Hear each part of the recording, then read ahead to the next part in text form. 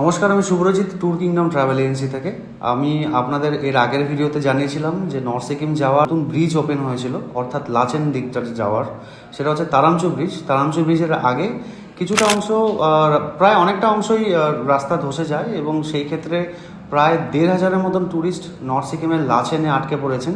Government এবং আর্মিরা মিলে একটা অল্টারনেটিভ রাস্তা দিয়ে তাদের রেস্কিউ করার জন্য প্ল্যান করেছিলেন। সেটা হচ্ছে ডোনকিলা হয়ে, 0 পয়েন্ট হয়ে, ইয়ামথাং ভ্যালি হয়ে লাচুং রাখার চিন্তাধারা চলছিল, অথবা সেখান থেকে ডিরেক্ট গ্যাংটক ড্রপ করার একটা চিন্তাধারা চলছিল।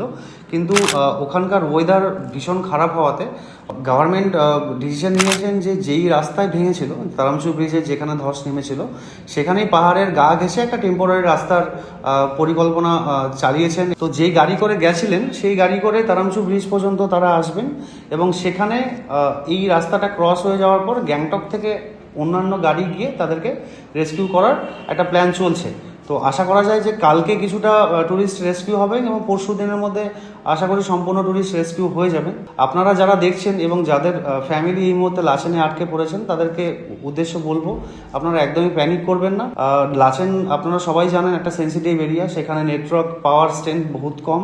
তো অনেকের সাথে হয়তো আপনাদের যোগাযোগ হচ্ছে না, তো সেই কারণে চিন্তার কোনো কারণ নেই। গভর্নমেন্ট এবং আর্মিরা যথাযথভাবে তাদের সাথে কোঅপারেট করছেন এবং তাদের খাওয়া দাওয়া নিয়ে কোনো টেনশনের ব্যাপার নেই। সেখানকার হোটেলরা প্রচুর পরিমাণে হেল্প করছেন। তো আশা করা যায় কালকের মধ্যে বা পরশু দিনের মধ্যে রেস্কিউ হয়ে যাবে। এরপরে যদি কোনো রকম আপডেট আসে আমি অবশ্যই আপনাদের সাথে শেয়ার করব। ধন্যবাদ।